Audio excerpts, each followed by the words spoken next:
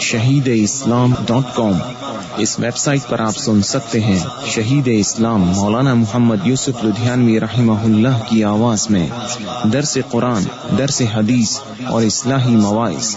خالق کل شیء، ہر چیز کے پیدا کرنے والا، ہر چیز اس کی مخلوق اور وہ سب کا خالق۔ جبکہ شہید اسلام کی تصانیف آن لائن پڑھ بھی سکتے ہیں۔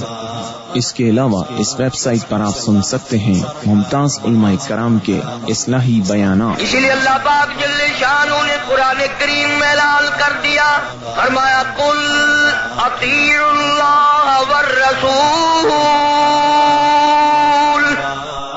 www.shahideislam.com قال خطبنا رسول الله صلى الله عليه وسلم فقال في خطبته ألا إني أوشك وأدعى فأجيب فيليكم عمال من بعدي يعملون بما تعلمون ويعملون بما تعرفون وطاعة أولئك طاعة فتلبسون كذلك زمانا فيليكم عمال من بعدهم يعملون بما لا تعلمون ويعملون بما لا تعرفون فمن قادهم وناصرهم فأولئك قد هلكوا وأهلكوا وقالبوا بأجسادكم وزايلوا بأعمالكم واشهدوا على المحسن أنه محسن وعلى المسيء۔ وأخرج البخاري عن أبي حميد الساعدي رضي الله تعالى عنه أن رسول الله صلى الله عليه وسلم استعمل عاملا فجاءه العامل حين فرغ من عمله فقال يا رسول الله هذا لكم وهذا أهدي لي، فقال له أفلا قعدت في بيت أبيك وأمك فنظرت أيهدى لك أم لا؟ ثم قام رسول الله صلى الله عليه وسلم عشية بعد الصلاة فتشاهد وأثنى على الله بما هو أهله ثم قال أما بعد فما بال العمل نستعمله فيأتينا فيقول هذا من عملكم وهذا أهدي لي، أفلا قعد في بيت أبيه وأمه فنظر هل يهدى له أم لا؟ فوالذي نفسي بيده لا يغل أحدكم منها شيء إلا جاء به يوم القيامة يحمل على عنقه، إن كان بعيرا جاء به له رغاء، وإن كان بقرة جاء بها لها خوار، وإن كانت شاة جاء بها تيغر فقد بلغت۔ فقال أبو حميد ثم رفع رسول الله صلى الله عليه وسلم يده حتى إنا لننظر إلى عقرة إبتيه۔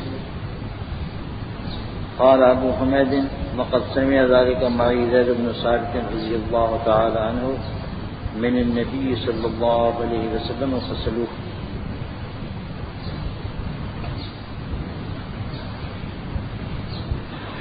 حضرت ابو سعید خدری رضی اللہ تعالیٰ عنہ فرماتے ہیں کہ رسول اللہ صلی اللہ علیہ وسلم نے ہمیں خطبہ دیا، اس خطبے میں ارشاد فرمایا کہ سنو، وہ وقت قریب آیا جاتا ہے، وہ وقت قریب آیا چاہتا ہے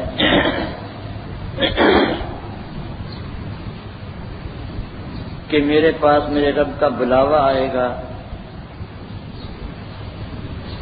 تو میں اس بلاوے پر لبیک کہوں گا۔ میرے بعد تم پر کچھ لوگ حاکم ہوں گے جو عمل کریں گے ایسی باتوں پر جن کو تم جانتے ہو، اور جو کریں گے ایسے کام جو تمہارے نزدیک معروف اور نیکی کے کام ہیں۔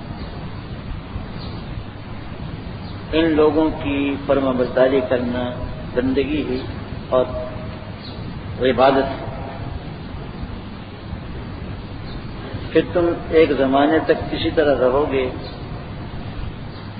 پھر تم پر ایسے حاکم مقرر ہوں گے ان کے بعد جو عمل کریں گے ایسی باتوں پر جن کو تم نہیں جانتے، اور جو کریں گے ایسے کام جو تمہارے نزدیک معروف نہیں۔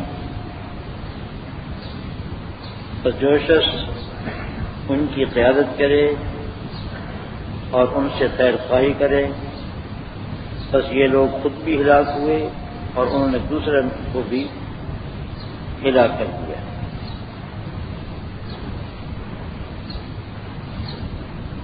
اور تم لوگ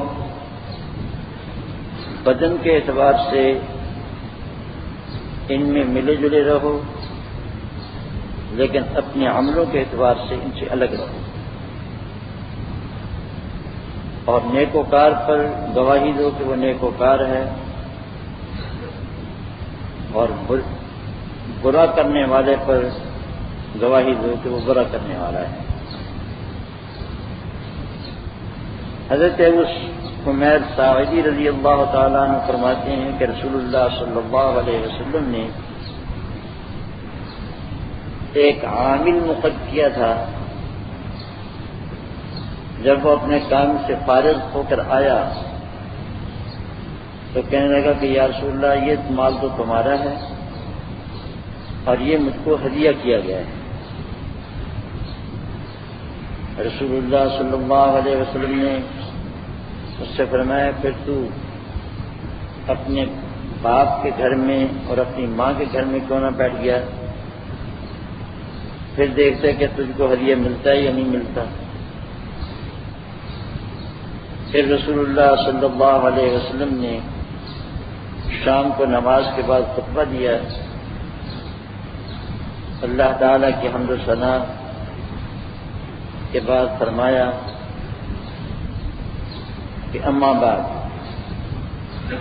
یہ کیا بات ہے کہ ہم ایک عامل کو مقرر کرتے ہیں، وہ ہمارے پاس آتا ہے تو کہتا ہے کہ یہ تمہارے عمل کا نتیجہ ہے اور یہ مجھ کو ہدیہ دیا گیا ہے۔ یہ شخص اپنے باپ کے یا اپنی ماں کے گھر میں کیوں نہ بیٹھ رہا، پھر دیکھتے کہ اس کو ہدیہ ملتا ہے یا نہیں ملتا۔ بس قسم ہے محمد صلی اللہ علیہ وسلم کی جان جس کے قبضے میں ہے کہ تم میں سے کوئی شخص اس میں سے جو چیز بھی چھپائے گا، تھوڑی یا بہتی، وہ قیامت کے دن اس کو لے کر آئے گا اپنی کمر پر اور اپنی گردن پر لاتے ہوئے۔ اگر اونٹ تھا تو اس کو لائے گا اور وہ بولتا ہوگا، بکری ہوگی تو اس کو لائے گا، اور گائے ہوگی تو اس کو لائے گا۔ دیکھو میں نے یہ بات تمہیں پہنچا دی۔ حضرت ابو حمید رضی اللہ تعالیٰ نے فرماتے ہیں کہ رسول اللہ صلی اللہ علیہ وسلم نے اس کے بعد اپنا ہاتھ آسمان کی طرف اٹھایا، یعنی اس طرح اشارہ کرنے کے لیے، یہاں تک کہ ہم آپ کے بغل کی سیاہی دیکھ رہے ہیں، سفیدی دیکھ رہے ہیں۔ ابو حمید کہتے ہیں کہ یہ خطبہ میرے ساتھ زید بن ثابت رضی اللہ تعالیٰ عنہ نے بھی سنا تھا نبی کریم صلی اللہ علیہ وسلم سے، تم چاہو تو ان سے پوچھ لو۔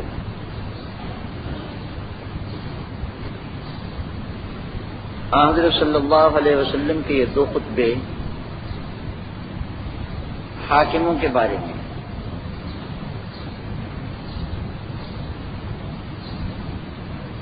پہلے خطبے میں دو باتیں ارشاد فرمائی ہیں۔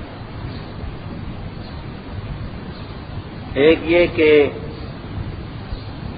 عن قریب میرے پاس میرے رب کی طرف سے بلاوا آنے والا ہے،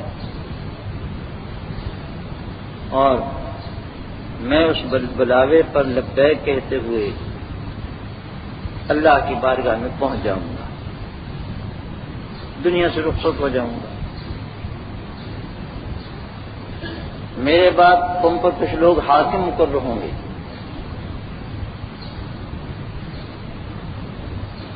اور وہ حاکم ایسے ہوں گے کہ جو علم میں تمہیں دے کر جا رہا ہوں اس علم کے مطابق عمل کریں گے۔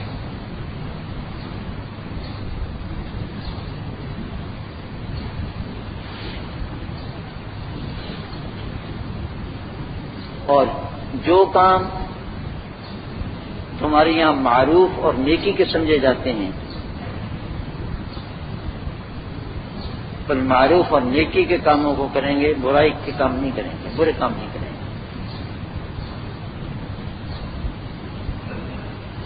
ان لوگوں کی اطاعت تو عبادت ہے، ایسے حکام کا حکم ماننا اور ان کے حکم کی تعمیل کرنا عبادت ہے اللہ تعالی۔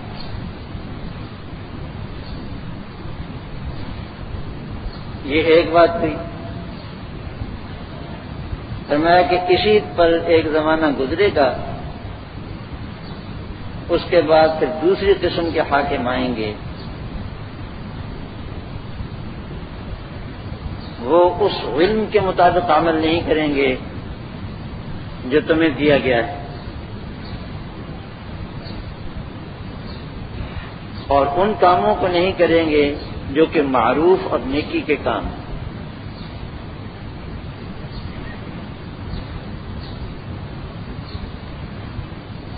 یہ وہ لوگ ہیں کہ ان کی قیادت کرنے والا، ان کے جتھے میں شریک ہونے والا اور ان کی خیر خواہی کرنے والا خود بھی ہلاک ہوا، دوسروں کو بھی ہلاک کیا۔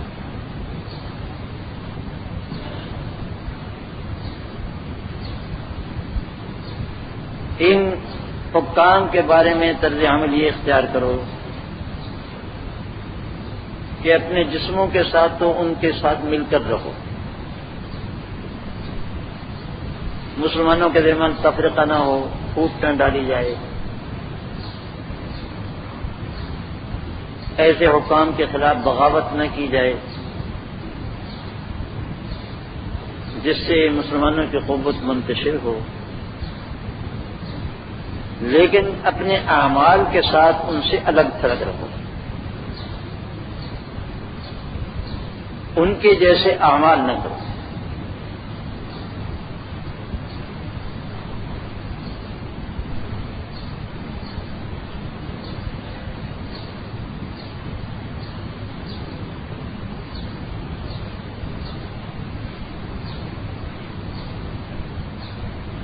یہ پہلی قسم کے حکام حضرات خلفائے راشدین تھے،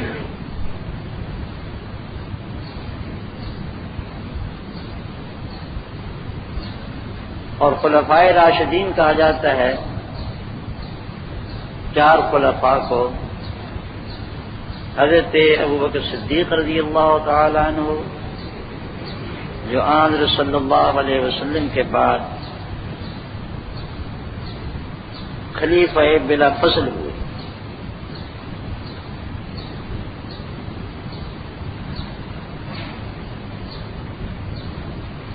اس امت میں سب سے پہلا جھوٹ جو بولا گیا ہے وہ یہ تھا کہ حضرت ابوبکر خلیفہ بلا فصل ہیں، بلکہ حضرت علی رضی اللہ تعالیٰ عنہ خلیفہ بلا فصل۔ اس کے جھوٹ تو اور بھی بہت سے بولے گئے، لیکن سب سے پہلا جھوٹ یہ تھا۔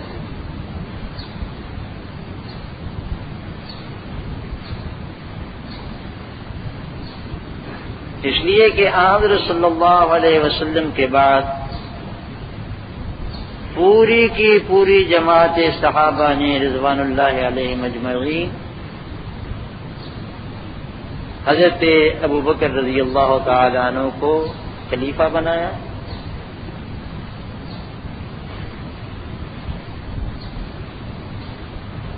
ان کے ہاتھ پر بیعت کی اور ان کو خلیفۃ رسول اللہ صلی اللہ علیہ وسلم کا خطاب دیا۔ امیر المومنین ان کا خطاب نہیں تھا، امیر المومنین کا خطاب سب سے پہلے حضرت عمر رضی اللہ تعالی عنہ نے اختیار کیا.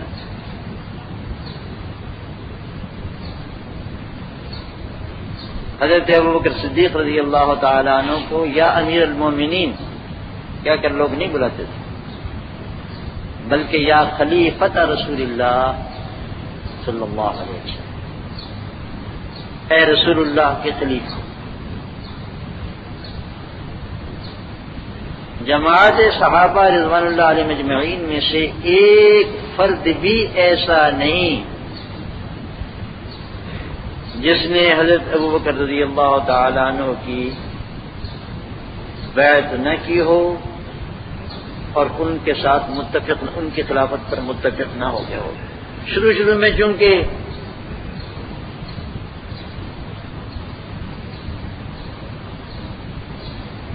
جس طرح دستور ہے کہ ایک خلیفے کو مقرر کر دیا جاتا ہے، ولی عہد بنا دیا جاتا ہے، اس دستور کے مطابق نہیں بنایا گیا تھا. اس لیے ذرا سا تھوڑا سا اختلاف ہوا شروع میں، اور یہ اختلاف تھا انصار اور مہاجرین کا.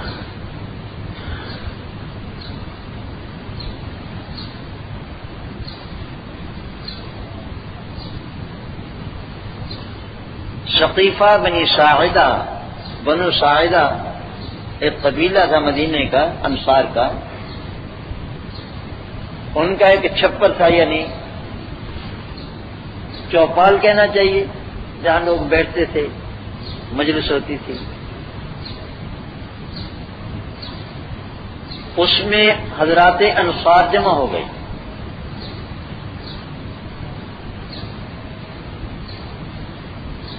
اور اس پر غور کرنے لگے کہ حضور صلی اللہ علیہ وسلم کے بعد نظام کیسے چلے گا.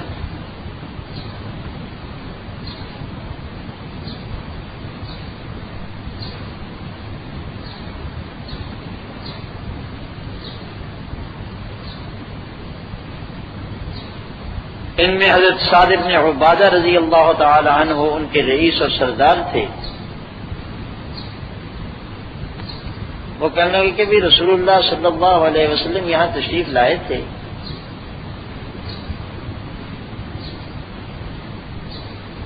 آپ ہمارے مقتدی تھے، ہمارے رسول تھے، ہماری جان، ہمارا مال، ہماری بیوی بچے، ہمارے گھر بار آپ پر قربان تھے.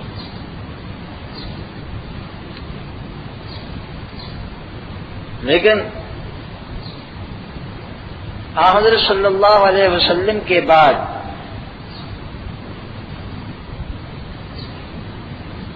نظم و نسق تو مقامی لوگوں کے پاس ہونا چاہیے، لوکل مہاجر.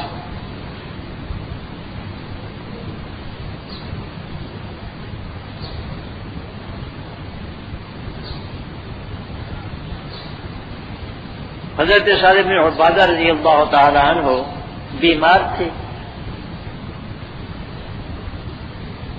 بیٹھ کر تقریر بھی نہیں کر سکتے تھے، اس وقت کھڑے ہو کر بیٹھے تھے.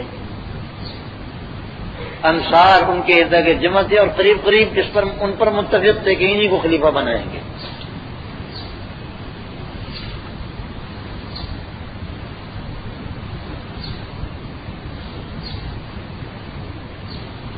ان حضرات کے پیش نظر صرف اتنی بات تھی کہ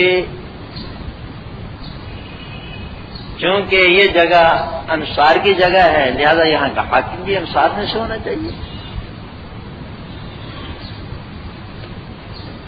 لیکن اس پر نظر ان کی نہیں گئی تھی کہ یہ قصہ صرف یہاں مدینے کا نہیں ہے، بلکہ پورے عرب کا اور بلکہ اس سے بڑھ کر پوری دنیا کا ہے.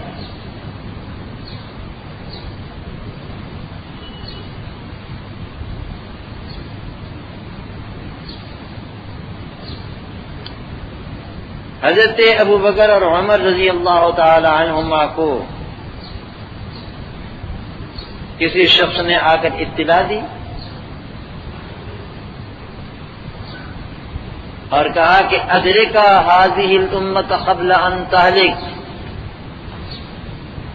اس امت کو سنبھالو اس سے قبل کہ یہ شروع ہی سے ہلاک ہو جائے، پہلے دن ان میں پھوٹ پڑ جائے۔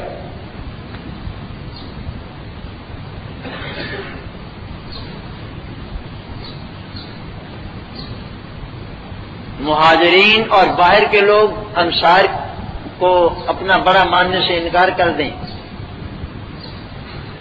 تو پہلے دن سے اختلاف ہو گیا۔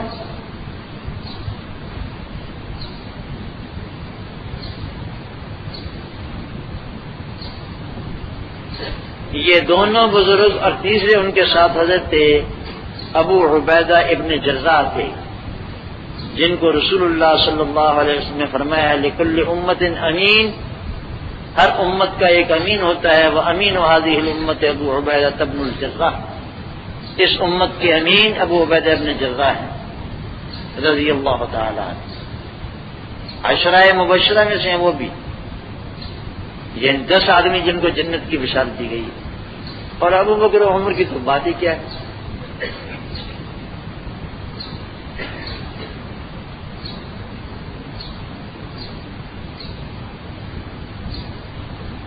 حضرت عمر رضی اللہ تعالیٰ عنہ فرماتے ہیں کہ ہم جا رہے تھے خاموشی سے، آپس میں بات نہیں کر رہے تھے،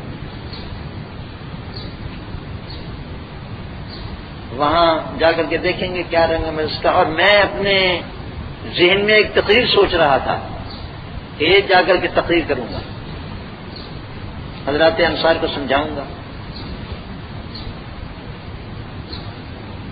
ہم وہاں پہنچے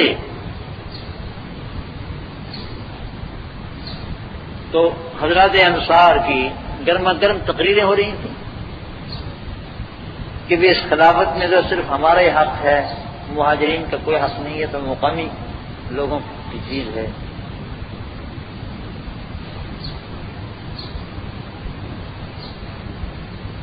رسول اللہ صلی اللہ علیہ وسلم بھی اور مہاجرین بھی ہمارے مہمان تھے، نظم و نسق کا حصہ تو انصار کے پاس ہونا چاہیے۔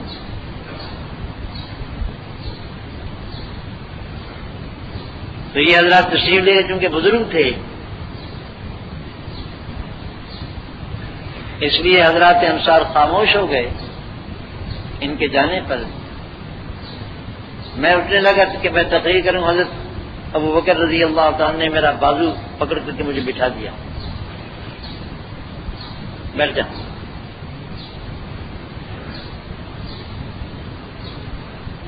جیسا کہ معلوم ہے حضرت عمر رضی اللہ تعالی عنہ ذرا تیز آدمی تھے، اور حضرت ابو بکر رضی اللہ تعالی عنہ نہایت حلیم تھے۔ کھڑے ہو گئے، اللہ تعالیٰ کی حمد و ثنا کی، رسول اللہ صلی اللہ علیہ وسلم پر درود شریف پڑھا، حضرت صلی اللہ علیہ وسلم کے سانحہ ارتحال پر تعزیت کی،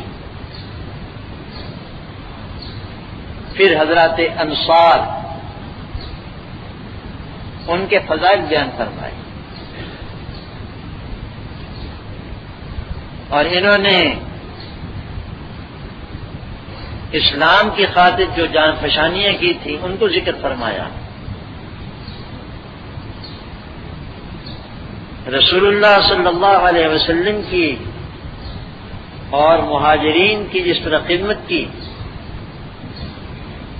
اس کا تذکرہ فرمایا، اور پھر حضرت صلی اللہ علیہ وسلم نے جو فضائل بیان فرمائے انصار کے، آگے اگلا خطبہ آ رہا ہے اس میں انصار کے فضائل آ رہے ہیں، اس میں ذکر کروں گا کہ کیا فضائل ہیں انصار کے۔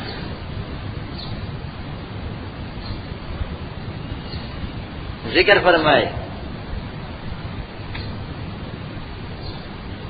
اس انداز سے تذکرہ کیا کہ تمام آنکھیں اشکبار تھیں،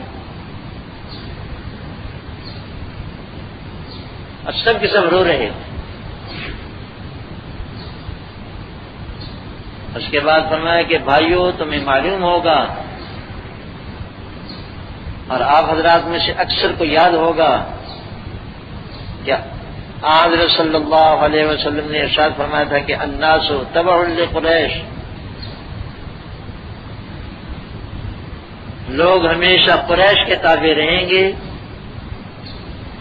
برے لوگ برے قریش کے تابع رہے جاہلیت میں، اور اسلام کے بعد اچھے لوگ قریش کے اچھے افراد کے تابع رہیں گے۔ اور آپ نے یہ بھی فرمایا تھا کہ الائمۃ من قریش، امام قریش میں سے ہوں گے، یعنی حکام۔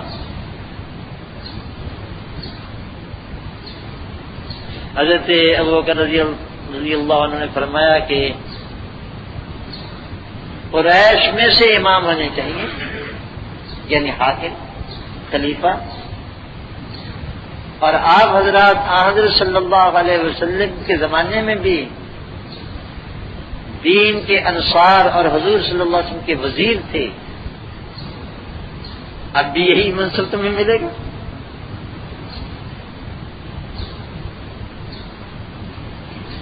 ایک صاحب کہنے لگے اٹھ کر کے انصار میں سے، ایک عربی کا فقرہ ضرب المثل ہے، وہ انہوں نے پڑھی اور کہا کہ میں اس کا فیصلہ کیے دیتا ہوں، منا امیر و منکم امیر، ایک امیر ہمارا، ایک امیر تمہارا۔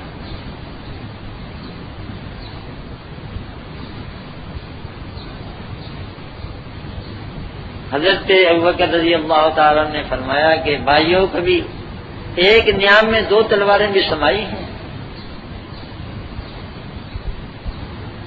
نہیں، بلکہ منا امیر و منکم وزیر، امیر قریش میں سے ہوں گے اور وزیر تمہارے ہوں گے۔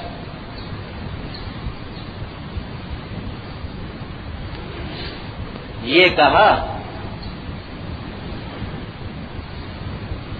تو اس کے بعد فرمایا کہ قریش کے یہ دو بزرگ تمہارے پاس موجود ہیں، عمر ابن خطاب اور ابو عبیدہ ابن جراح۔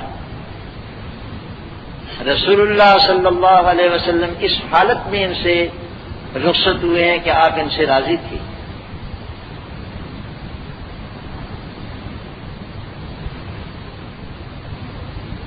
ان میں سے ایک کے ہاتھ پر بیعت کر لو۔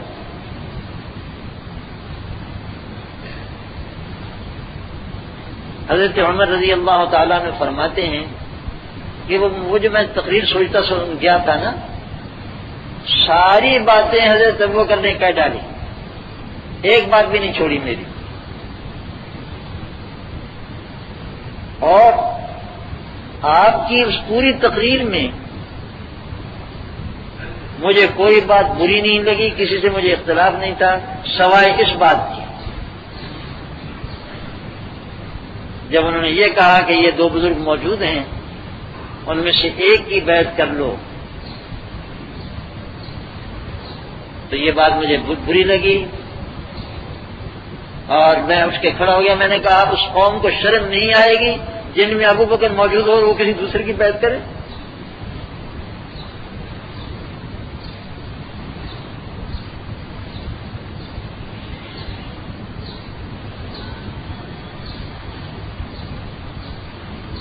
میں نے ابو بکر کے ہاتھ پر بیعت کرنے کے لیے ہاتھ بڑھایا تھا کہ ایک انصاری نے مجھ سے پہلے بیعت کر دی، اور پھر تو دھڑا دھڑ جتنے آدمی وہاں موجود تھے سب نے بیعت کر لیجیے، اتنا اختلاف ہوا۔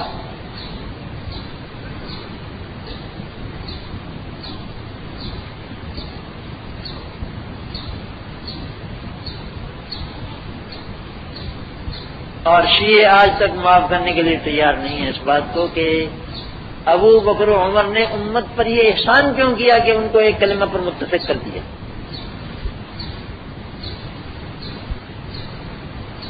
ان کے درمیان اتفاق و اتحاد باقی رہ گیا۔ پہلے دن سے یہ امت جوتم پیدار کیوں نہیں ہوئی؟ یہ اختلاف ہے ان کو، تکلیف اس کی۔ میں اسی منبر پر کہہ چکا ہوں، چیلنج کر چکا ہوں کہ ابو بکر رضی اللہ تعالی نے 2 سال 7 مہینے کے قریب اور حضرت عمر رضی اللہ تعالی عنہ نے 10 سال اور کچھ مہینے حکومت کی۔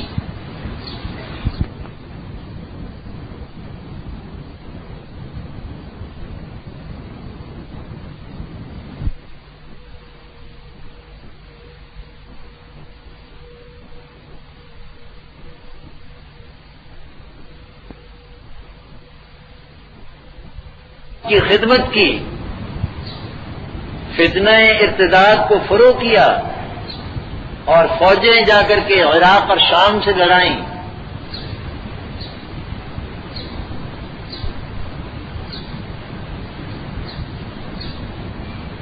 حضرت عثمان رضی اللہ تعالی عنہ جب خلیفہ ہوئے تو فوجیں افغانستان میں لڑ رہی تھیں،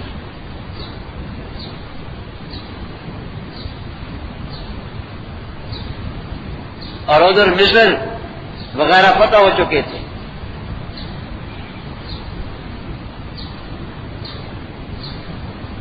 اتنے ہزار مسجدیں بنا کر کے دی، اتنے لاکھوں انسان مسلمان ہوئے، قیصر و کسریٰ کے خزانے مسجد نبوی میں ڈھیر ہوئے،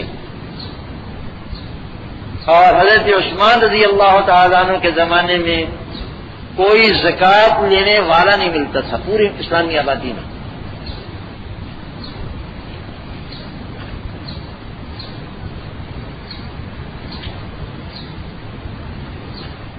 مدت العمر ابو بکر نے بھی اور عمر نے بھی رضی اللہ تعالی عنہ اپنے کسی عزیز قریب رشتہ دار تک کو کسی جگہ کا حاکم مقرر نہیں کرتے۔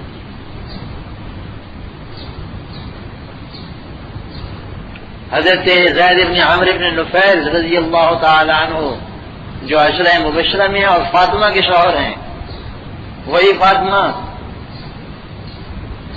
جن کا چہرہ حضرت عمر نے زخمی کیا، تو اسلام لانے کا واقعہ مشہور ہے نا، حضرت عمر کے اسلام لانے کا واقعہ مشہور ہے۔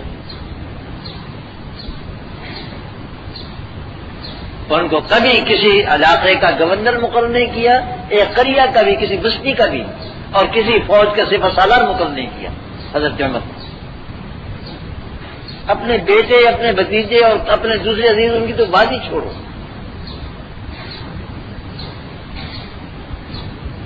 دو ہی قسم کی منفعتیں ہوتی ہیں، یا مالی منفعت ہوتی ہے، یا یہ لوگ اثر و رسوخ کے ذریعے سے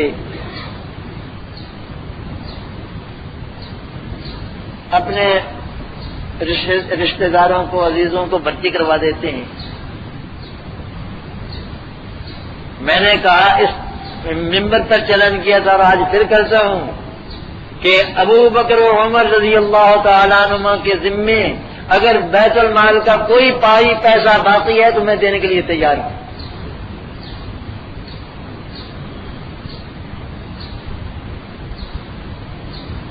اور ان کے زمانے میں اگر ان کا کوئی عزیز قریب حاکم مقرر کر دیا تھا تو میری گردن پکڑوا کر، اور اگر وہ بھی نہیں ہوا، یہ بھی نہیں ہوا، ایک پیسہ انہوں نے بیت المال کا استعمال نہیں کیا، جو کیا تھا واپس کر دیا،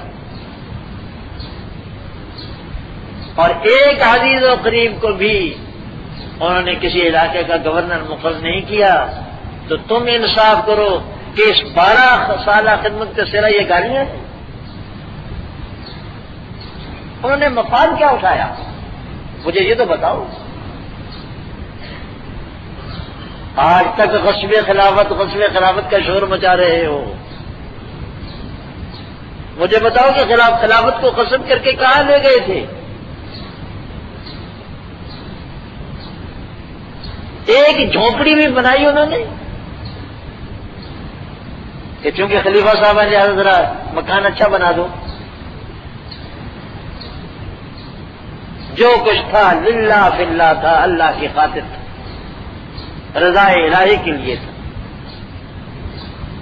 اور یہی قصہ حضرت عثمان رضی اللہ تعالی عنہ کا بھی ہے، جس کو لوگ بدنام کرتے ہیں۔ ان بزرگوں نے، دو پہلے بزرگوں نے تو بیت المال سے تنخواہ لی تھی، معمولی وظیفہ، لیکن واپس کر دیا۔ اور حضرت عثمان رضی اللہ تعالیٰ نے شروع سے لی ہی نہیں تنخواہ، جو خدمت کی للہ باللہ کی۔ یہ چار ہمارے خلفائے راشدین ہیں،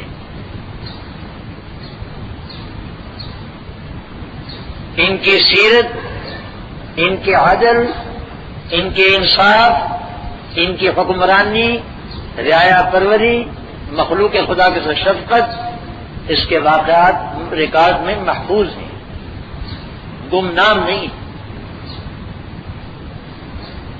انبیاء کرام علیہم الصلوۃ والسلام کے بعد ایسا پاکیزہ معاشرہ چشم فلک نے دیکھا ہے تو مجھے بتاؤ۔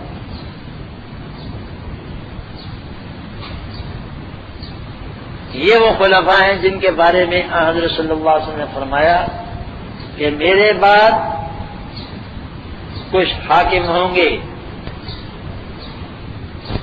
جو اس علم پر عمل کریں گے جو تمہیں دے کے جا رہا ہوں، اور ان اعمال کو بجا لاؤ گے جن پر میں امت کو چھوڑ کے جا رہا ہوں۔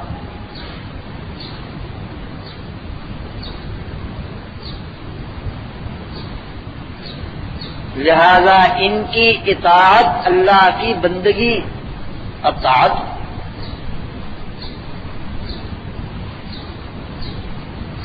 من اطاع امیری فقط اطاعنی ومن اطاعنی فقط اطاع اللہ، جس نے میرے مقرر کیے ہوئے امیر کی اطاعت کی اس نے میری اطاعت کی، اور جس نے میری اطاعت کی اس نے اللہ کی اطاعت کی۔ ومن عصى امیری فقط عصانی ومن عصانی فقط عصى اللہ، اور جس نے میرے امیر کی، میرے مقرر کیے ہوئے امیر کی نافرمانی کی اس نے میری نافرمانی کی، اور جس نے میری نافرمانی کی اس نے اللہ کی نافرمانی کی۔ حضرت امیر المومنین اسد اللہ الغالب علی ابن ابی طالب رضی اللہ تعالی عنہ، ہمارے خلیفہ چہاروں، کوفے کے منبر پر تشریف فرما تھے۔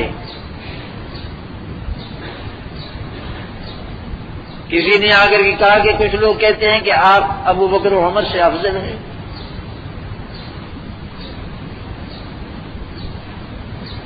کوفے کے منبر پر خطبہ ارشاد فرمایا۔ شاہ ولی اللہ محدث دہلوی رحمہ اللہ کے بقول، جس کو نقل کرنے والے 80 آدمی،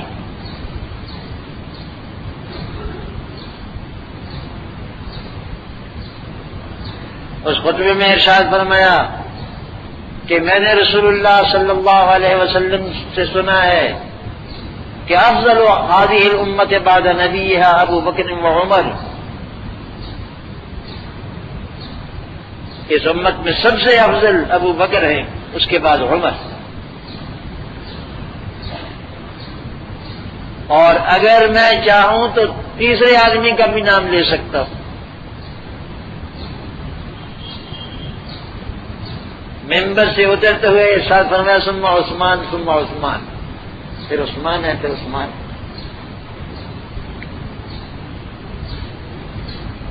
اور یہ بھی اسی خطبے میں ارشاد فرمایا برسر ممبر کہ آئندہ اگر مجھے کسی کے بارے میں یہ اطلاع پہنچی کہ وہ مجھے ابو بکر و عمر سے افضل کہتا ہے، جلدتہ حد المفتری، اس پر مفتری کی حد لگاؤں گا، بہتان لگانے والے کی حد 80 کوڑے۔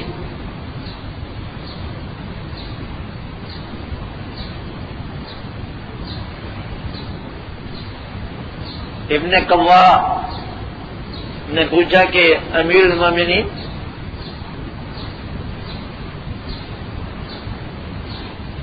ذرا اس کی تو وضاحت کیجیے، یہ اس خطبے میں نہیں، دوسری جگہ دوسرے موقع کے بعد ذرا یہ تو وضاحت فرمائیے کہ یہاں جو آپ تشریف لائے ہیں، مدینے سے چل کر کوفے آئے ہیں،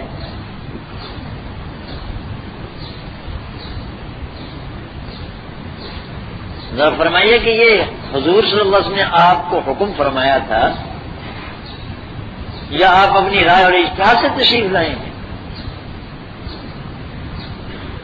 فرمایا لا اکون اول من یقدم علی رسول اللہ صلی اللہ علیہ وسلم، میں پہلا شخص نہیں بنوں گا جو رسول اللہ صلی اللہ علیہ وسلم پر جھوٹ بول رہے. حضور نے مجھے کوئی حکم نہیں دیا، یہ میری ایک رائے ہے، میں اپنی رائے سے آیا ہوں. پھر قصہ بیان فرمایا کہ حضرت صلی اللہ علیہ وسلم بیمار ہوئے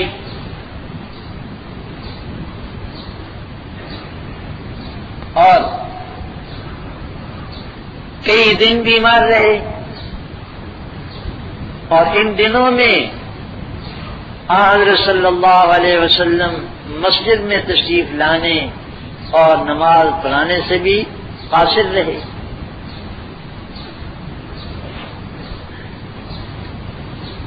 میں موجود تھا، آپ کے سامنے تھا، آپ کو میری موجودگی کا اور میری حاضری کا علم تھا. اس کے باوجود حضرت صلی اللہ علیہ وسلم ارشاد فرماتے ہیں مروا ابا بکر یصلی بالناس، ابو بکر سے کہو لوگوں کو نماز پڑھائیں.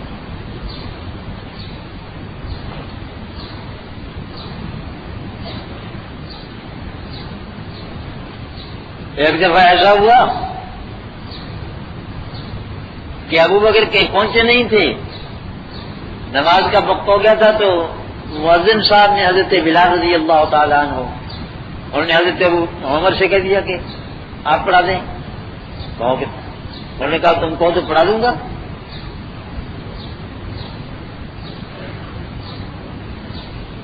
حضرت عمر کھڑے ہوئے نماز کے لیے، آواز بڑی اونچی تھی، بلند تھی، ڈر آدمی سے ڈر.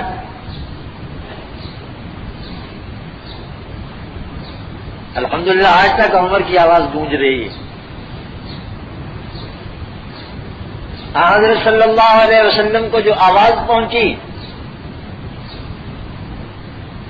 فرمایا لا لا لا، نہیں نہیں نہیں، یا واللہ والمؤمنون الا ابا بکر، ابو بکر کے سوا اللہ تعالیٰ بھی اور اہل ایمان بھی سب کا انکار کرتے ہیں.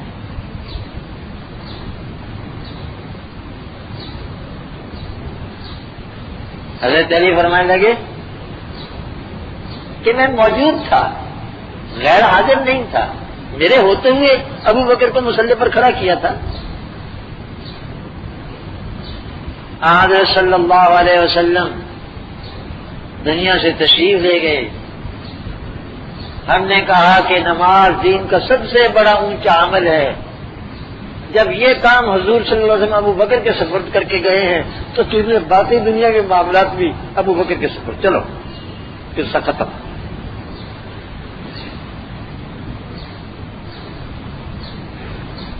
چنانچہ میں ان کے زمانے میں ان کے مخلص رفیق اور وزیر کی حیثیت سے رہا.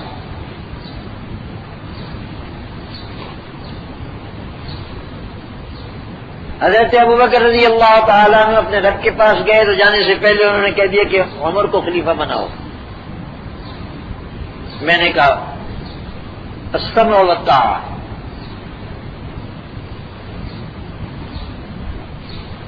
چنانچہ حضرت عمر کے زمانے میں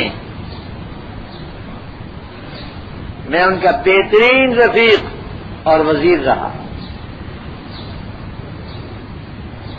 مال غنیمت میں حصہ تو مجھے دیتے تھے، مجھے جہاد کے لیے بھیجتے میں جاتا تھا، مجھ سے مشورہ طلب فرماتے میں مشورہ دیتا تھا.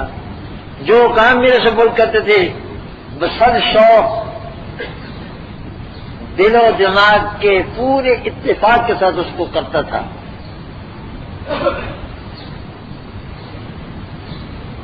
اور جب حضرت عمر رضی اللہ تعالی عنہ دنیا سے تشریف لے گئے تو ہمارے 6 آدمیوں کی کمیٹی بنا گئے، اور یہ تھے عشرہ مبشرہ. حضرت عمر رضی اللہ تعالیٰ عنہ جس دن دنیا سے گئے، عشرہ مبشرہ جانتے ہو نا، 10 آدمی جن کو جنت کی بشارت ملی. ان میں 7 آدمی موجود تھے. 3 رخصت ہو چکے تھے، ابو بکر رخصت ہو چکے تھے، عمر خود رخصت ہو رہے تھے، اور ایک بزرگ رخصت ہو چکے تھے. پیچھے 7 آدمی باقی تھے. ان 7 آدمیوں میں ایک حضرت عمر کے بہنوئی تھے، اور میں ان کو شامل نہیں کروں گا. عجیب بات، ان کو شامل نہیں کروں گا، وہ میرے بہنوئی ہیں. باقی جو 6 رہ گئے ہیں ان پر مشتمل کمیٹی بنا دی، اور فرمایا یہ 6 آدمی وہ ہیں کہ رسول اللہ صلی اللہ علیہ وسلم نے ان کو جنت کی بشارت دی ہے، اور اس حال میں رخصت ہوئے ہیں رسول اللہ صلی اللہ علیہ وسلم دنیا سے کہ ان سے راضی تھے. لہذا یہی فیصلہ کریں گے کہ کون خلیفہ بنے گا. جو یہ فیصلہ کریں پوری امت اس کو مانے. یہ ادارہ انتخاب.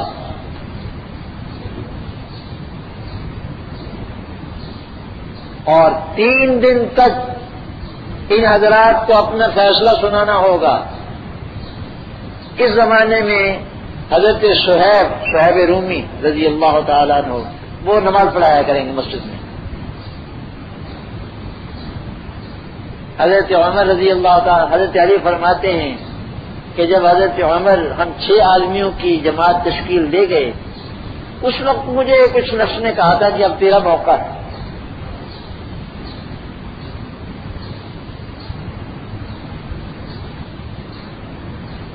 لیکن اس جماعت میں عبد الرحمن ابن عوف رضی اللہ تعالی عنہ تھے. انہوں نے کہا ان 6 حضرات کے باقی 5 ہوئے نا ان کے ساتھ کہ بھائیو میں تو اس سے دستبردار ہوتا ہوں، میں خلافت کا امیدوار نہیں، میں اپنا نام واپس لیتا ہوں.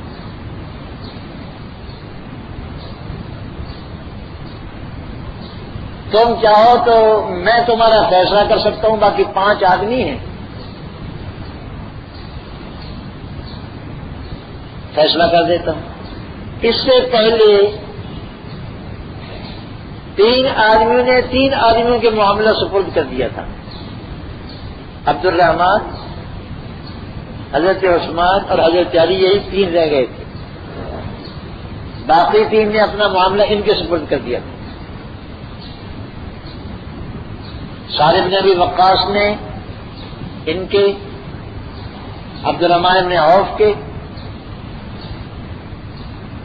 حضرت زبیر نے حضرت عثمان کے، اور حضرت طلحہ نے حضرت علی کے سپرد کر دیا تھا معاملہ کہ جو فیصلہ کریں گے ٹھیک. اب 3 آدمی درمیان میں رہ گئے. عبد الرحمن بن عوف نے کہا کہ میں خلافت سے دستبردار ہوتا ہوں اس شرط پر کہ ان 2 آدمیوں میں سے جس کو مناسب سمجھوں اس کو مقرر کر دوں. منظور ہے شرط؟ وہ کرنے کا منظور ہے. 6 کے 6 نے کہا منظور ہے. حضرت عثمان رضی اللہ تعالیٰ عنہ سے پوچھا کہ اگر علی کو خلیفہ مقرر کر دوں بیعت کرو گے؟ انہوں نے کہا شوق سے سمجھ بتایا تم. علی سے پوچھا اگر عثمان کو مقرر کر دوں بیعت کرو گے؟ کہنے کہ بالکل خوش دلی سے.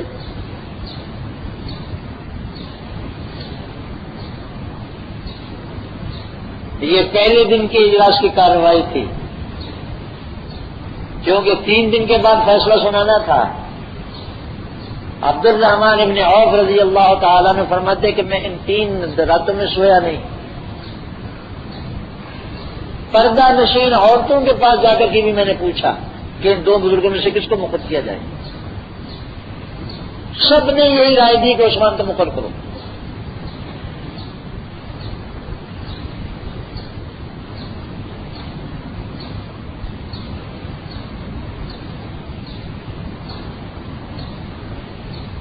تو گویا ووٹ بھی لیے گئے. لیکن خفیہ. چنانچہ تیسرے دن جب اجلاس ہوا تو حضرت علی رضی اللہ تعالیٰ فرماتے ہیں کہ اس دن میرے نفس میں کچھ خواہش پیدا ہوئی تھی کہ خلیفہ مجھے بنایا جائے، لیکن جب میں نے دیکھا تو سبقت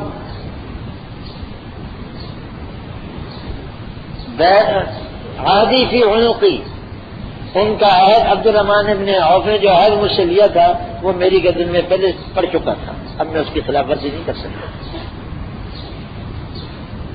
چنانچہ عثمان خلیفہ ہو گئے، اور حضرت علی فرماتے ہیں رضی اللہ تعالیٰ عنہ کہ جب تک وہ خلیفہ رہے میں ان کا ناصر وزیر رہا، مشیر رہا، جس طرح کہ ابو بکر و عمر کا تھا. اور جب حضرت عثمان کو شہید کر دیا گیا تو میں نے دیکھا کہ ابو بکر و عمر کا عہد پورا کر چکا ہوں، عثمان کا عہد جو میری گردن میں تھا وہ پورا کر چکا ہوں، اب پیچھے کون رہ گیا؟ موٹی سی بات ہے کہ وہ ادارہ خلافت جو حضرت عمر رضی اللہ تعالی نے قائم کیا تھا اس میں ایک ہی آدمی باقی رہ گیا پیچھے، وہ حضرت علی تھے. ختم.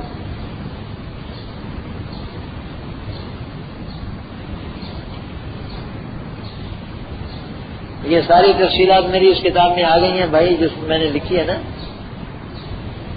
شیعہ سنی اختلافات اور صراط مستقیم، اس میں یہ ساری تفصیلات ذکر کر دی گئی ہیں میں نے.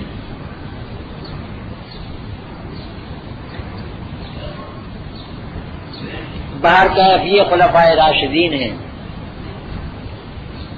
اور میں جیسا کہ میں نے حوالہ دیا نا کتاب کا، ہمارے اکابر نے اور ان کی اقتداء کرتے ہوئے میں نے بھی قرآن کریم کی 4 آیات سے، حضرت صلی اللہ علیہ وسلم کے 4 ارشادات سے، اور حضرت علی رضی اللہ تعالیٰ عنہ کے 4 اقوال سے ان حضرات کا خلیفہ راشد انہوں نے ثابت کیا ہے. 3 خلفاء کا، چوتھے میں تو کوئی اختلاف ہی نہیں. یہ حضرات خلیفہ راشد، تو ان کے بارے میں حضرت صلی اللہ علیہ وسلم فرماتے ہیں کہ ان کی اطاعت بجا لانا عبادت ہے. اور اس کے بعد پھر اور خلفاء ہوئے، ان میں کچھ عادل تھے کچھ جائر تھے. حضرت معاویہ رضی اللہ تعالیٰ عنہ خلیفہ عادل تھے، اور اسی طرح حضرت عمر بن عبدالعزیز رضی اللہ تعالیٰ عنہ خلیفہ عادل تھے. حافظ ابن تیمیہ کا فقرہ میں نے اسی کتاب میں نقل کیا ہے کہ معاویہ رضی اللہ تعالی عنہ ابو بکر، عمر، عثمان اور علی کی شخص کے آدمی نہیں تھے، لیکن ان کے بعد ایسا خلیفہ اور ایسا حاکم کبھی امت میں نہیں ہوا، ایسا عادل خلیفہ امت میں نہیں ہوا. عمر بن عبدالعزیز کے عدل کا چرچا ہے، لیکن حضرت معاویہ کے عدل کے ساتھ ان کا بھی کوئی جوڑ نہیں. اور کچھ جائر بھی ہوئے، ظالم بھی ہوئے، منحرف بھی تھے. ان کے بارے میں رسول اللہ صلی اللہ علیہ وسلم فرماتے ہیں کہ جو ان کے ساتھ ان کی قیادت کرے گا وہ خود بھی ہلاک ہوگا، لوگوں کو بھی ہلاک کرے گا. تم ان سے مل کر رہو لیکن اپنے اعمال الگ رکھو. اور وہ قصہ آگے چلتے چلتے اب ہمارے یہاں پہنچ چکا ہے، اور جو حال ہے وہ آپ کے سامنے.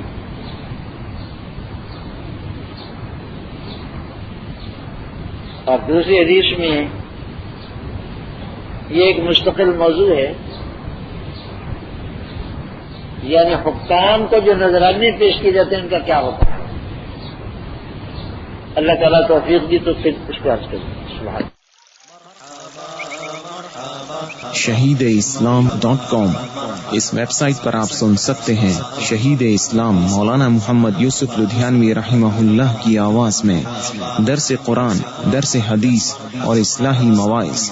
خالق و کلی شیء، ہر چیز کے پیدا کرنے والا، ہر چیز اس کی مخلوق اور وہ سب کا خالق. جبکہ شہید اسلام کی تصانیف آن لائن پڑھ بھی سکتے ہیں۔ اس کے علاوہ اس ویب سائٹ پر آپ سن سکتے ہیں ممتاز علماء کرام کے اصلاحی بیانات۔ اسی لیے اللہ پاک جل شانہ نے قرآن کریم میں اعلان کر دیا، فرمایا قل اطیعوا اللہ والرسول۔ www.shahideislam.com